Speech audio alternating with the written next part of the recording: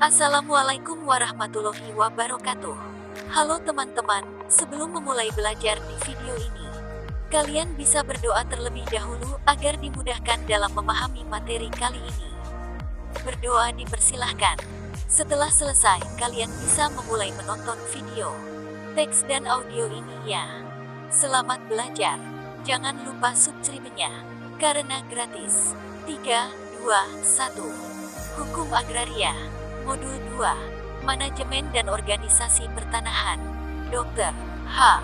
Nandang ADSHM. HAM. Pendahuluan. Tanah sebagai salah satu aspek utama dalam kehidupan manusia memegang peranan penting sejak manusia dilahirkan sampai meninggal dunia. Sementara itu, jumlah tanah yang tersedia terbatas. Oleh karena itu, perlu ada upaya untuk mengatur pemanfaatan tanah, mulai dari perencanaan penggunaan tanah sampai dengan pengawasan pengelolaan tanah. Tujuannya adalah pengelolaan tanah dapat memenuhi kebutuhan seluruh masyarakat dengan seadil-adilnya.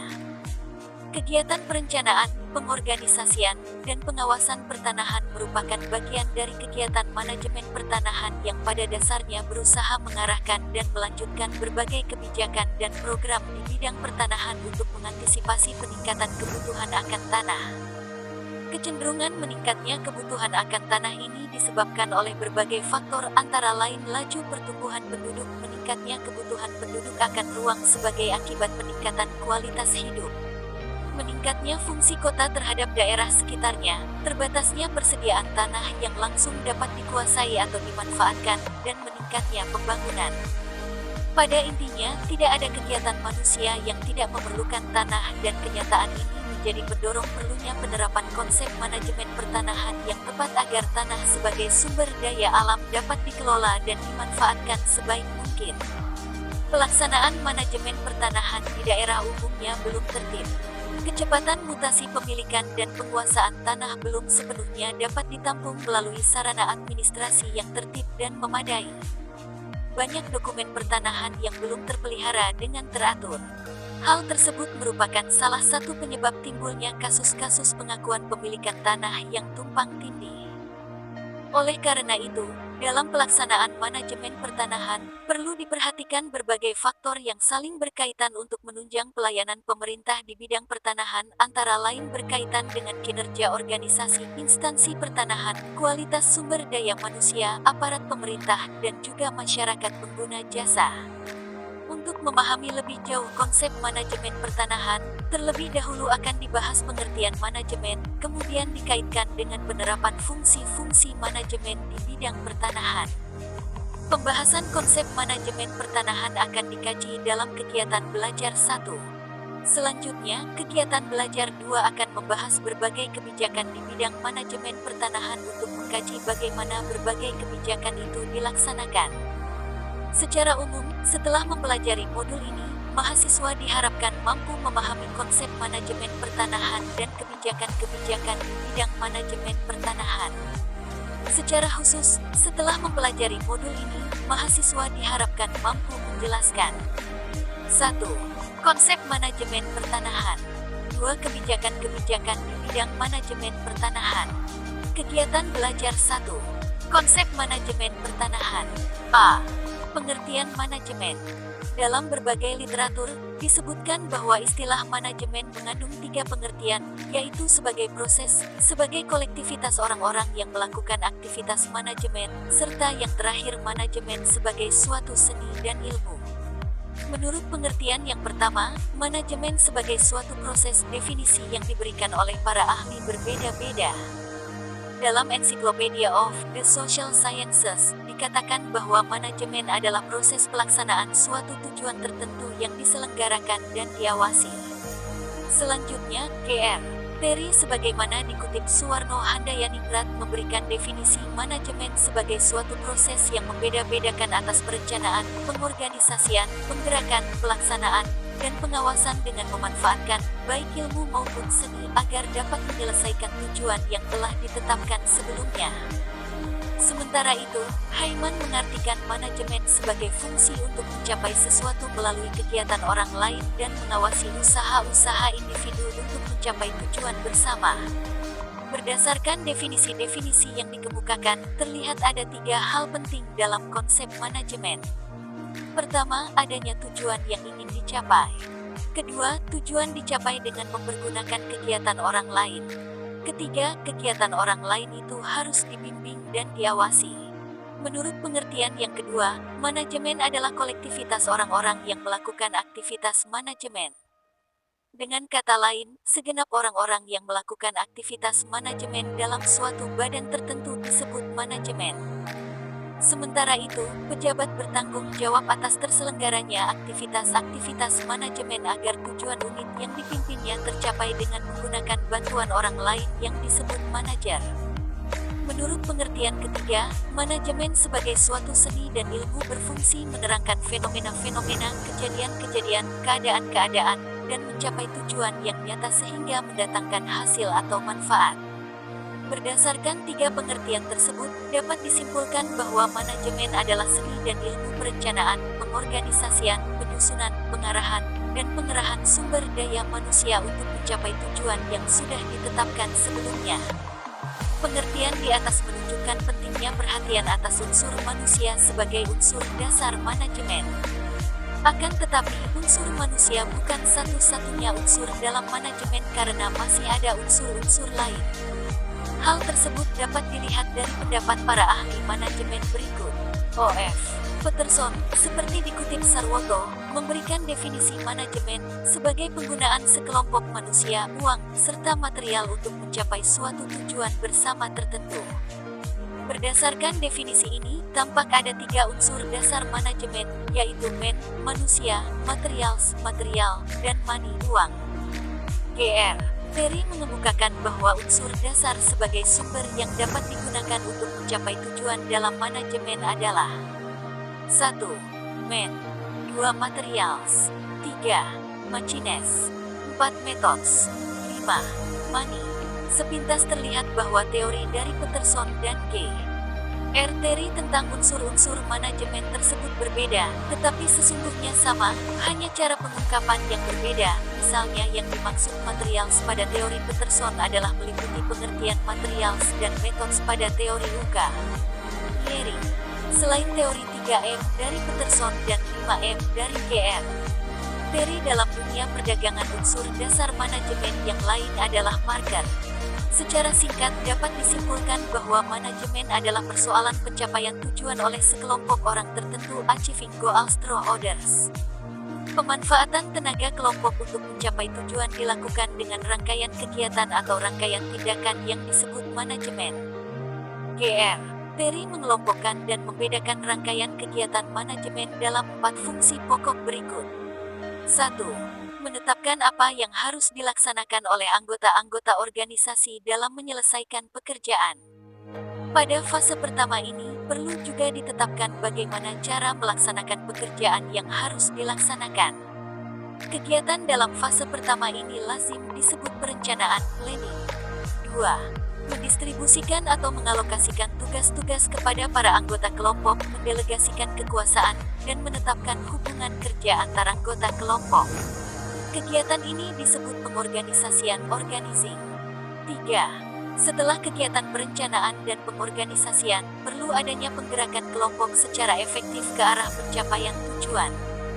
Kegiatan ini disebut penggerakan, actuating. 4. Jika organisasi sudah bergerak atau berjalan, pimpinan atau manajer harus selalu mengadakan pengawasan supaya gerakan atau jalan organisasi sesuai dengan rencana yang telah ditetapkan, baik mengenai arah maupun caranya. Kegiatan ini disebut pengawasan, controlling. Berdasarkan rangkaian kegiatan di atas, tampak bahwa manajemen adalah suatu proses, yaitu proses yang terdiri atas fungsi-fungsi dasar planning, organizing, actuating, dan controlling yang dilakukan secara berantai. Dalam arti hasil kegiatan pengawasan dapat digunakan untuk dasar perencanaan, demikian pula sebaliknya. Istilah manajemen mengacu pada proses mengoordinasi dan mengintegrasikan kegiatan-kegiatan kerja agar diselesaikan secara efisien dan efektif melalui orang lain. Istilah proses menggambarkan fungsi-fungsi yang berjalan terus atau kegiatan-kegiatan utama yang dilakukan oleh para manajer. Fungsi-fungsi tersebut lazim disebut merancang, mengorganisasi, memimpin, dan mengendalikan. Efisiensi merupakan bagian penting dari manajemen. Efisiensi mengacu pada hubungan antara masukan dan keluaran dan bertujuan untuk meminimalkan biaya-biaya sumber. Dari sudut pandang ini, efisiensi seringkali dirujuk sebagai melakukan segala sesuatu secara tepat. Selain itu, manajemen harus menaruh perhatian pada penyelesaian kegiatan-kegiatan agar sasaran-sasaran organisasi tercapai. Dengan kata lain, manajemen harus memperhatikan efektivitas. Efisiensi lebih memperhatikan sarana-sarana dalam melaksanakan segala sesuatu, sedangkan efektivitas berkaitan dengan hasil akhir atau pencapaian sasaran-sasaran organisasi. Suwarno Handayaningrat memaparkan lebih lanjut fungsi-fungsi manajemen dengan mengutip pendapat para ahli, seperti Luther Gulick yang mengemukakan fungsi-fungsi manajemen, yaitu organizing, staffing, directing, coordinating, reporting, dan budgeting. Sementara itu, fungsi manajemen, menurut Kunz dan O'Donnell adalah planning, organizing, staffing, directing, dan controlling (POSDC). Berdasarkan pendapat para ahli tersebut, M. Manulang menyatakan bahwa dalam kegiatan manajemen fungsi-fungsi manajemen yang paling penting adalah fungsi perencanaan, pelaksanaan, dan pengawasan. Pendapat ini didukung oleh Sarwoto dengan mengatakan bahwa pengawasan menghendaki adanya tujuan-tujuan dan rencana-rencana. Seorang pimpinan atau manajer tidak dapat mengawasi kalau rencana belum dibuat. Henry Fayol, seorang industriawan Prancis pada awal abad ke-20, mengusulkan agar semua manajer melaksanakan 5 fungsi manajemen, yaitu merencanakan, mengorganisasikan, memerintah atau memimpin, mengoordinasi, dan mengendalikan. Fungsi-fungsi manajemen ini kemudian diringkas menjadi 4 fungsi penting, yakni merencanakan, mengorganisasikan, menggerakkan, melaksanakan, dan mengendalikan. 1. Perencanaan. Menurut Kunz dan O'Donnell, perencanaan adalah persiapan yang teratur dari setiap usaha untuk mewujudkan atau mencapai tujuan-tujuan yang telah ditentukan. Sementara itu, definisi perencanaan dari F.E. Cass dan Jim Rosenzweig adalah suatu kegiatan yang terintegrasi, dapat bertujuan untuk memaksimumkan efektivitas keseluruhan usaha, dan sebagai suatu sistem sesuai dengan tujuan organisasi yang bersangkutan. Perencanaan berfungsi antara lain untuk menetapkan arah dan strategi serta titik awal kegiatan agar dapat membimbing dan memperoleh ukuran yang dipergunakan dalam pengawasan sehingga dicegah pemborosan waktu dan faktor produksi lainnya. Fungsi ini mencakup proses untuk merumuskan sasaran atau mendefinisikan tujuan, menetapkan suatu strategi pencapaian sasaran, serta menyusun rencana guna mengintegrasikan dan mengkoordinasikan kegiatan-kegiatan. Dengan memperhatikan definisi-definisi perencanaan tersebut, dapat disimpulkan bahwa perencanaan adalah persiapan bagi setiap perbuatan atau kegiatan agar tujuan dari kegiatan tersebut dapat dicapai dengan hasil yang memuaskan. 2. Pengorganisasian. Pengorganisasian, menurut Sarwoto, adalah keseluruhan proses pengelompokan orang-orang, alat-alat, tugas, tanggung jawab, atau wewenang sedemikian rupa sehingga tercipta suatu organisasi yang dapat digerakkan sebagai satu kesatuan dalam rangka mencapai tujuan yang telah ditentukan. Fungsi ini mencakup proses untuk menentukan tugas yang harus dikerjakan, siapa yang harus mengerjakan, bagaimana tugas-tugas itu dikelompokkan, siapa melapor kepada siapa, dan pada tingkat mana keputusan harus diambil. Dengan perumusan di atas, jelaslah bahwa pengorganisasian merupakan langkah ke arah pelaksanaan rencana yang telah disusun sebelumnya. Jadi, suatu hal yang logis bahwa pengorganisasian merupakan fungsi organik kedua dari manajemen. 3. Penggerakan, pelaksanaan. Fungsi manajemen lainnya adalah fungsi penggerakan atau sering pula diartikan sebagai fungsi pelaksanaan. Gr. Terry yang dikutip M. Manulang dalam bukunya Dasar-Dasar Manajemen memberikan definisi penggerakan sebagai tindakan untuk mengusahakan agar semua anggota kelompok mau berusaha mencapai sasaran sesuai dengan perencanaan manajerial dan usaha-usaha organisasi. Menurut pengertian tersebut, penggerakan atau pelaksanaan merupakan realisasi dari perencanaan yang telah dibuat dan semua anggota kelompok diterjunkan sebagai pihak yang bertugas melakukan sesuatu yang telah direncanakan. Fungsi tersebut meliputi kegiatan memotivasi bawahan, mengarahkan, menyeleksi saluran komunikasi yang paling efektif, dan menyelesaikan konflik pertentangan di antara anggota-anggota. 4. Pengawasan atau pengendalian. Sondang B. Siagian mendefinisikan pengawasan sebagai proses pengamatan terhadap pelaksanaan seluruh kegiatan organisasi untuk menjamin agar semua pekerjaan yang sedang dilakukan berjalan sesuai dengan rencana yang telah ditentukan sebelumnya. Berdasarkan definisi tersebut, pengawasan merupakan tindakan untuk mengendalikan pelaksanaan agar sesuai dengan rencana dan mencegah penyimpangan yang mungkin terjadi demi tercapainya hasil ataupun hal-hal lain sesuai dengan rencana yang telah ditentukan sebelumnya. Fungsi ini mencakup pemantauan kegiatan-kegiatan untuk memastikan bahwa semua orang mencapai apa yang telah direncanakan dan mengoreksi penyimpangan-penyimpangan yang signifikan.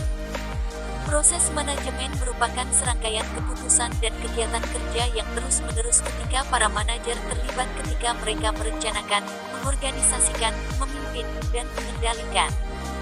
Maksudnya, mereka menjalankan fungsi-fungsi manajemen sehingga kegiatan-kegiatan mereka seringkali dilakukan secara terus-menerus dan berkesinambungan dalam suatu proses. Tidak ada titik awal dan akhir yang sederhana ketika manajer itu merencanakan, mengorganisasikan, memimpin, dan mengendalikan. Peran-peran manajemen seringkali merujuk pada kategori tertentu tentang tingkah laku manajerial. Peran-peran manajerial menurut Mimber dapat dilihat pada tabel berikut. Peran deskripsi, hubungan antar pribadi. Pemimpin lambang, figurehead, sama dengan simbol kepala diperlukan untuk menjalankan sejumlah kewajiban rutin yang bersifat legal dan sosial. Pemimpin, leader, sama dengan bertanggung jawab untuk memotivasi dan mengaktifkan bawahan. Mengisi posisi yang kosong, staffing, dan melatih.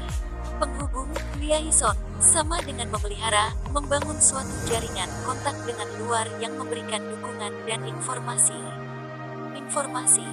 Pemantau, monitor, sama dengan mencari dan menerima beraneka ragam informasi khusus untuk mengembangkan pemahaman yang menyeluruh terhadap organisasi dan lingkungannya serta sebagai pusat saraf informasi internal dan eksternal tentang organisasi.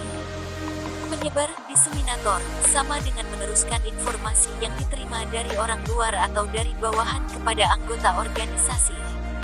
Beberapa informasi merupakan fakta dan beberapa melibatkan interpretasi dan integrasi aneka posisi nilai dari pengaruh-pengaruh keorganisasian.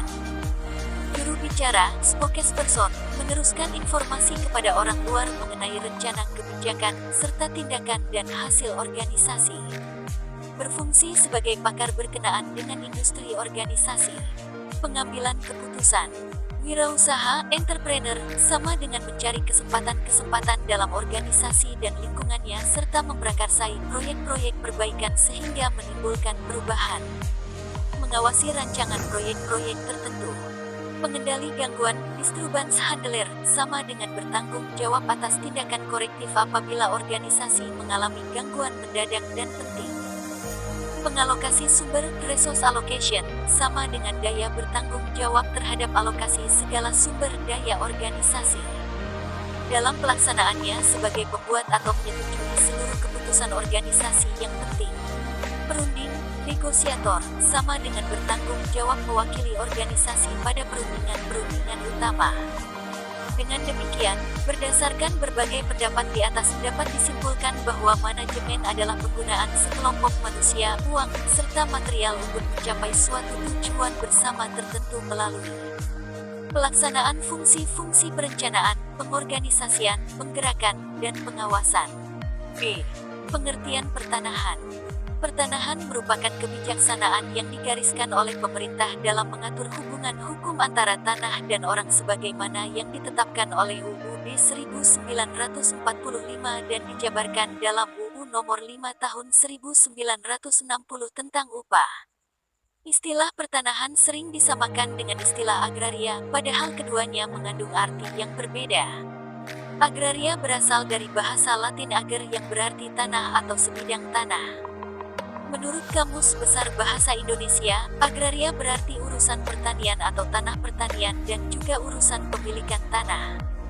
Dengan demikian, istilah agraria selalu dihubungkan dengan usaha pertanian.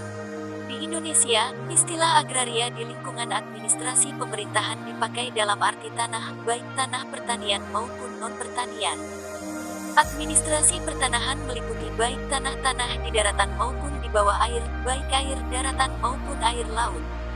Selanjutnya, sebagai bahan perbandingan, dijelaskan juga mengenai pengertian tanah land dalam perundang-undangan negara lain.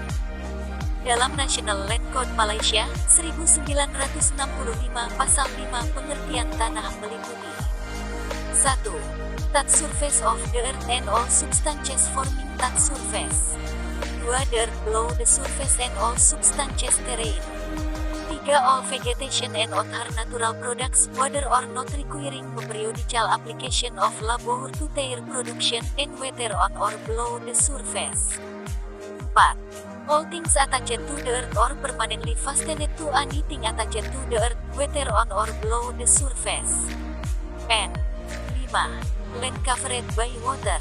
Dalam Land Titles Act Singapura, 1993, Pasal 4 pengertian land didefinisikan sebagai berikut.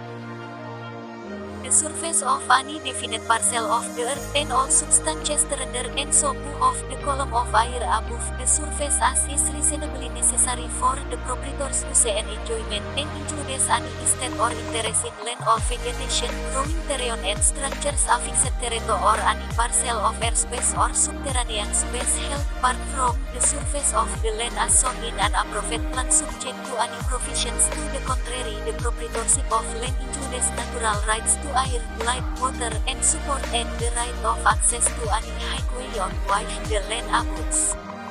Ada persamaan hakiki dengan pengertian tanah dalam arti yuridis, seperti dijelaskan dalam UPA, yaitu yang dimaksud dengan land adalah juga permukaan bumi. Akan tetapi, diperluas hingga meliputi juga hak atas tubuh bumi di bawah dan ruang udara di atasnya serta dalam batas-batas keperluannya yang wajar. Berbeda dengan pengertian agraria dalam administrasi pemerintahan yang hanya mencakup arti tanah, pengertian agraria yang digunakan dalam UPA justru mencakup arti yang sangat luas. Pengertian agraria meliputi bumi, air, dan kekayaan alam yang terkandung di dalamnya. Bahkan, batas-batas seperti yang ditentukan oleh Pasal 48 UPA meliputi pula ruang angkasa, yaitu ruang di atas bumi dan air yang mengandung tenaga dan unsur-unsur yang dapat digunakan untuk usaha-usaha memelihara dan memperkembangkan kesuburan bumi, air, serta kekayaan alam yang terkandung di dalamnya dan hal-hal lainnya yang bersangkutan dengan itu. Pengertian bumi meliputi permukaan bumi, yang disebut tanah, tubuh bumi di bawahnya, serta yang berada di bawah air. Pasal 1 ayat 4 Job Pasal 4 ayat 1 UPA. Sementara itu, pengertian tanah meliputi permukaan bumi yang ada di daratan dan permukaan bumi yang berada di bawah air, termasuk air laut. Pengertian ini sejalan dengan yang termuat dalam Kamus Besar Bahasa Indonesia bahwa tanah adalah 1. Permukaan bumi atau lapisan bumi yang di atas sekali. 2. Keadaan bumi di suatu tempat. 3. Permukaan bumi yang diberi batas. 4. Bahan-bahan dari bumi. Bumi sebagai bahan sesuatu pasir, cadas, napal, dan sebagainya. Dengan demikian, dapat disimpulkan bahwa pengertian agraria lebih luas daripada pengertian tanah sebab tanah hanya mencakup permukaan bumi, sedangkan agraria mencakup pula air, bahkan ruang angkasa. Pembatasan pengertian tanah ini memiliki konsekuensi yuridis dan administratif. Artinya, secara yuridis administratif, masalah pertanahan berkaitan dengan hak-hak penguasaan atas tanah permukaan bumi sampai ke pusat bumi, sebagai lembaga hukum dan hubungan-hubungan hukum konkret serta beraspek publik dan perdata. Secara singkat, hak-hak penguasaan atas tanah yang menjadi pokok masalah pertanahan memberi kewenangan kepada pemegang haknya untuk menguasai secara fisik tanah yang dihaki untuk menggunakannya dan untuk melakukan perbuatan-perbuatan hukum tertentu dengan tanah yang bersangkutan. C. Pengertian manajemen pertanahan. Manajemen pertanahan merupakan suatu usaha dan kegiatan suatu organisasi dan manajemen yang berkaitan dengan penyelenggaraan kebijakan pemerintah di bidang pertanahan dengan mengerahkan sumber daya untuk mencapai tujuan sesuai dengan ketentuan perundang-undangan yang berlaku. Jadi, Yang dimaksud dengan manajemen pertanahan adalah upaya pemerintah di bidang pertanahan dalam menentukan dan mencapai sasaran dengan memanfaatkan sumber daya, baik manusia maupun material, melalui koordinasi dengan menjalankan fungsi-fungsi berikut. 1. Planning, perencanaan. 2. Executing atau pelaksanaan rencana dalam mencapai tujuan melalui pengambilan keputusan, pengendalian sumber daya, atau pelaksanaan fungsi manajemen dan perintah-perintah. 3. Organizing atau membentuk organisasi dan menata kelompok manusia serta hubungan satu sama lain. 4. Persuading, yaitu mendorong kelompok manusia tersebut untuk bekerja sama, berkomunikasi, memberi perintah, memberi laporan, menanamkan pengertian, penghargaan, gaji, dan insentif. 5. Leading, yaitu kemampuan untuk memimpin. 6. Evaluating, yaitu memberikan penilaian melalui fungsi pengawasan berupa teguran agar tercipta suatu apresiasi, baik bersifat persuasif maupun motivasi. Secara umum, kegiatan-kegiatan manajemen pertanahan yang dilaksanakan secara operasional dalam praktik sehari-hari meliputi hal berikut. 1. Merencanakan penyediaan dan penggunaan tanah. Untuk menyusun rencana penyediaan dan penggunaan tanah, kantor pertanahan setempat menggunakan data pokok pertanahan sebagai sumber informasi utama. Data pokok pertanahan suatu wilayah merupakan upaya penyediaan data informasi, terutama bagi kegiatan pembangunan, dari segi geografi, dan kaitan penggunaan tanah yang direkam dalam suatu waktu tertentu. Agar informasi tersebut tetap aktual, harus dilakukan pemutakhiran data secara terus-menerus. Demikian pula jenis-jenis data dari waktu ke waktu terus dikembangkan seiring dengan dinamika dan kemajuan kegiatan serta kebutuhan masyarakat terhadap lokasi-lokasi tertentu.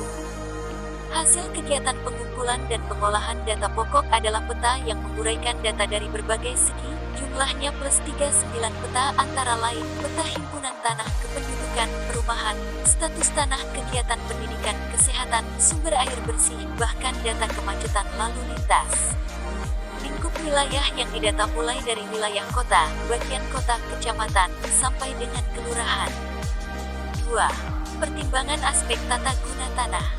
Aspek tata guna tanah merupakan hasil kajian dari segi tata guna tanah terhadap suatu lokasi tertentu dalam kaitan dengan rencana kegiatan suatu pembangunan atau dalam rangka pemberian hak atas tanah. Tata guna tanah adalah rangkaian kegiatan penataan peruntukan, penggunaan, dan persediaan tanah secara berencana dan teratur sehingga diperoleh manfaat yang lestari, optimal, seimbang, dan serasi untuk sebesar-besarnya kemakmuran rakyat dan negara. Dengan demikian, kegiatan tata guna tanah atau penatagunaan tanah merupakan pengaturan penggunaan tanah yang meliputi penggunaan permukaan bumi di daratan dan penggunaan permukaan bumi di lautan. Untuk sampai pada suatu perencanaan yang matang dalam pengembangan tata guna tanah perlu dilakukan sejumlah langkah yang meliputi hal berikut. A. Keterpaduan antar instansi sehingga tidak lagi berpikir secara sektoral. B. Berbagai kendala yang harus diatasi seperti tidak meratanya penduduk di seluruh Indonesia, terutama di pulau-pulau tertentu, sehingga tidak mungkin penerapan yang seragam dari tata guna tanah tersebut. Sebaliknya, bertambah berkembangnya kota-kota karena urbanisasi, baik tidak adanya lapangan kerja di Indonesia, fasilitas sosial yang lebih baik di kota-kota, perencanaan permukiman kota yang belum mengacu pada pembatasan pembangunan perumahan, keamanan dan ketenangan yang sudah terganggu di perdesaan, maupun fasilitas pendidikan yang tidak merata di seluruh Indonesia. C. Berbagai produk hukum dalam meninjau sesuatu objek berlainan solusinya. D. Belum adanya daftar yang mantap atas seluruh aset yang ada, seperti hak-hak atas tanah yang ada, jenis-jenis hak kemampuan dari tanah-tanah tersebut, penggunaannya yang belum tertib, masih tidak teraturnya penggunaan tanah, adanya industri di daerah permukiman, dan sebagainya. E. Keterkaitan antara perpajakan dan permukiman yang belum terbina dengan baik. Di satu pihak perpajakan berusaha mendapatkan pajak yang sebanyak-banyaknya. Di sisi lain, rakyat golongan menengah dan kecil yang tidak dapat membayar pajak tersebut sebagai akibat inflasi dan penurunan nilai uang yang mereka terima. F. Perkembangan industri yang mempergunakan tanah-tanah pertanian yang subur dan berdampak mengganggu keswasembadaan pangan nasional, termasuk industri pariwisata dan permukiman mewah yang mempergunakan tanah-tanah yang seyogianya sebagai wadah penampungan air atau tempat resapan air. Hasil kajian dari segi tata guna tanah itu berupa fatwa tata guna tanah. Setiap pertimbangan aspek tata guna tanah harus merupakan satu kesatuan pendapat berupa fatwa panitia pemeriksaan tanah A dan B dalam bentuk risalah pemeriksaan tanah. Salah satu fungsi pemberian pertimbangan aspek tata guna tanah dilakukan dalam rangka memberikan pengarahan menuju tata guna tanah secara rasional, memberikan pedoman pemecahan masalah penggunaan tanah, serta memberikan informasi mengenai kecenderungan dan arah perkembangan pola penggunaan tanah. Pertimbangan aspek tata guna tanah juga digunakan dalam penilaian atas permohonan hak atas tanah sepanjang terdapat perubahan penggunaan tanah. 3. Pengadaan dan penataan penguasaan tanah.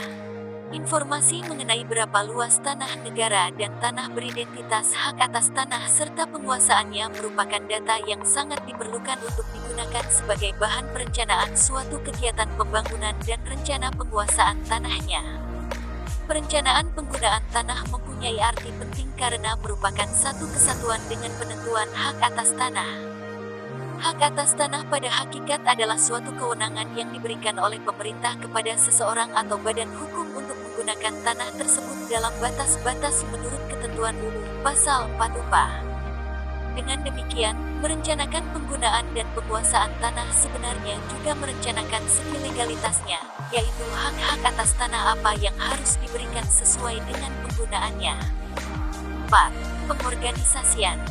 Pengorganisasian adalah keseluruhan proses pengelompokan orang-orang, alat-alat, tugas, tanggung jawab, atau wewenang sedemikian rupa sehingga tercipta suatu organisasi yang dapat digerakkan sebagai satu kesatuan dalam rangka mencapai tujuan yang telah ditentukan.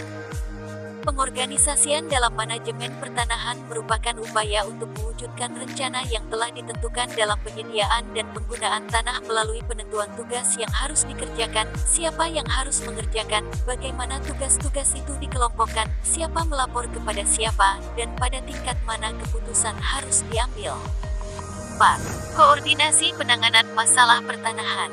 Koordinasi dalam pemerintahan pada hakikat merupakan upaya memadukan, mengintegrasikan, menyerasikan, dan menyelaraskan berbagai kepentingan dan kegiatan yang saling terkait beserta segenap gerak, langkah, dan waktunya dalam rangka pencapaian tujuan dan sasaran bersama. Dalam menangani masalah pertanahan, koordinasi terutama diperlukan untuk mengidentifikasikan jenis permasalahan yang timbul. Ada 3 kategori penyebab timbulnya permasalahan dalam bidang pertanahan sebagai berikut. A. Masalah pertanahan yang bersifat administratif, yaitu masalah-masalah yang menyangkut tidak dipenuhinya kewajiban-kewajiban oleh pemegang hak sesuai persyaratan yang ditetapkan dan sesuai ketentuan yang berlaku, misalnya pemegang hak berubah kewarganegaraan, yang tumpang tindih pemegang hak sertifikat ganda karena kekeliruan administrasi. B. Masalah yang bersifat yuridis perdata, yaitu masalah-masalah yang menyangkut gugatan terhadap suatu dasar hak peralihan hak yang digunakan sebagai dasar pemberian hak atas tanah originair atau pencatatan pemindahan hak balik nama derivatif. Misalnya, tanah dijual 2 kali. C. Masalah yang bersifat yuridis administratif, yaitu masalah yang menyangkut perselisihan mengenai suatu hak utama prioritas untuk memperoleh hak atas tanah, seperti sengketa yang menyangkut atas tanah karena penunjukan batas yang tidak benar. Setelah penyebab timbulnya masalah dapat diidentifikasi, koordinasi penanganan masalah pertanahan dapat dilakukan di antara berbagai instansi yang berwenang, misalnya antara aparat kantor pertanahan kota dan kanwil badan pertanahan provinsi. 5. Peningkatan pelayanan pertanahan. Pelayanan merupakan salah satu fungsi pokok yang harus dilaksanakan oleh setiap instansi pemerintah termasuk juga instansi Badan Pertanahan Nasional. Kondisi ideal bagi suatu pelayanan telah ditetapkan dalam Keputusan Menteri Penertiban dan Pendayagunaan Aparatur Negara Nomor 06/1995 yang saat ini sudah diperbarui dengan kehadiran Permenpan Nomor 36 Tahun 2013 tentang petunjuk teknis penyusunan, penetapan, dan penerapan standar pelayanan yang menguraikan bahwa pelayanan yang baik harus mengandung hal-hal berikut. A. Kesederhanaan dalam prosedur dan persyaratan yang harus dipenuhi masyarakat pengguna jasa pelayanan. B. Kejelasan dan kepastian mengenai hak-hak dan kewajiban penerima pelayanan serta kejelasan dalam hal pembagian tugas bagi petugas pelayanan. C. Keamanan, dalam arti hasil pelayanan terjamin kebenarannya, sah pasti, dan menjamin perlindungan hukum sebagai alat bukti yang sah. D. Keterbukaan mengenai mekanisme dan tata cara peraturan pelayanan yang diinformasikan secara terbuka, luas, dan mudah dimengerti oleh masyarakat. E. Efisien, dalam arti menetapkan pola pelayanan yang tepat, mekanisme dan prosedur pelayanan sesuai struktur organisasi, serta menggunakan sarana secara optimal. F. Ekonomis dalam hal biaya pelayanan. G. Keadilan yang merata bagi seluruh masyarakat tanpa membedakan status sosialnya. H. Ketepatan waktu dalam setiap tahap proses pelayanan. Kuantitatif pelayanan yang meliputi jumlah permintaan pelayanan, waktu pemberian pelayanan, penggunaan perangkat modern, dan frekuensi keluhan ujian. Bentuk dan sistem pelayanan harus ditetapkan oleh masing-masing kantor pertanahan disesuaikan dengan kebutuhan dan karakteristik wilayahnya. Selain itu, untuk mengatasi kekurangan sumber daya manusia yang dapat menghambat pemberian pelayanan secara cepat, kantor pertanahan dapat mendelegasikan wewenang suatu penanganan pelayanan kepada unit kerja yang belum optimal atau dengan menyerahkan kepada sektor swasta. 6. Pengawasan pelaksanaan penggunaan tanah. Dalam menentukan apakah permohonan suatu izin lokasi dapat direkomendasikan, ditentukan oleh informasi dan dokumen yang diperlihatkan oleh pemohon. Kantor pertanahan hanya mencocokkan data penggunaan tanah yang ada dengan perbandingan skala besar yang merupakan hasil survei secara umum dan berkala. Dengan demikian, tingkat akurasi data sering tidak memadai dalam menjawab informasi yang dibutuhkan. Penelitian terhadap permohonan izin lokasi hanya mengacu pada proposal, rencana pembangunan yang disesuaikan dengan rencana pembangunan kota, daerah.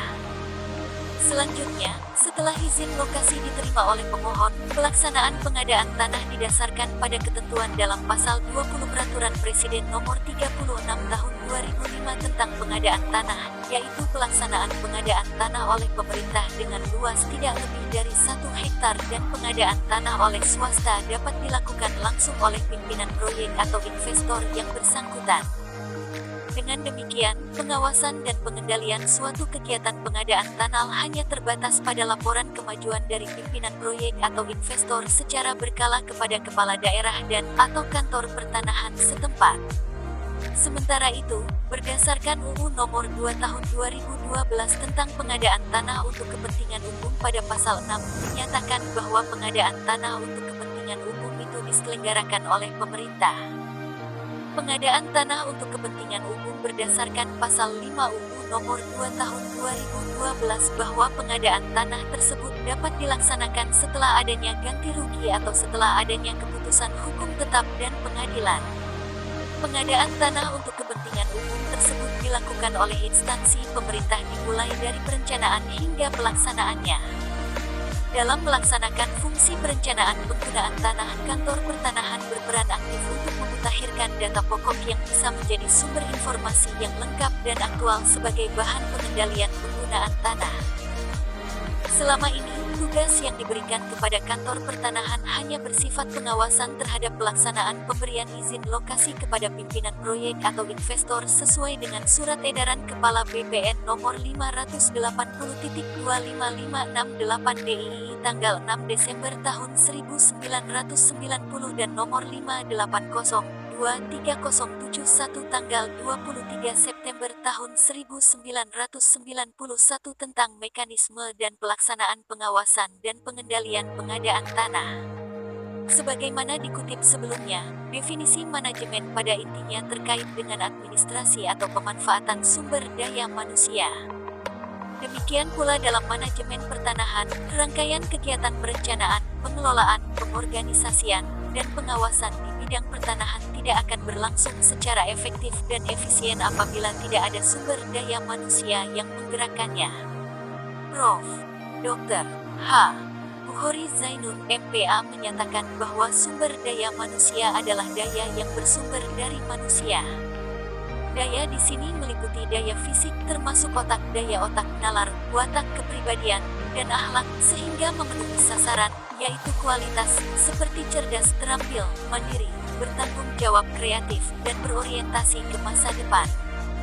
Aparat dengan karakteristik seperti itulah yang menjadi sumber daya manusia yang diharapkan dapat berperan dominan dalam melaksanakan rangkaian kegiatan manajemen pertanahan. Faktor manusia dalam manajemen merupakan salah satu sumber daya yang amat strategis peranannya, terutama dikaitkan dengan fungsi utama kegiatan instansi pemerintah, yaitu memberikan pelayanan publik. Oleh karena itu, tidak dapat diabaikan bahwa manajemen pertanahan pun harus meliputi perencanaan sumber daya manusia yang akan melaksanakan kegiatan-kegiatan pelayanan publik di bidang pertanahan. Kegiatan belajar 2, kebijakan manajemen pertanahan, akan dibahas di video selanjutnya. Terima kasih telah menonton video pembelajaran ini. Semoga dapat bermanfaat membantu menemani belajar modul buku materi pokok Universitas Trisakti.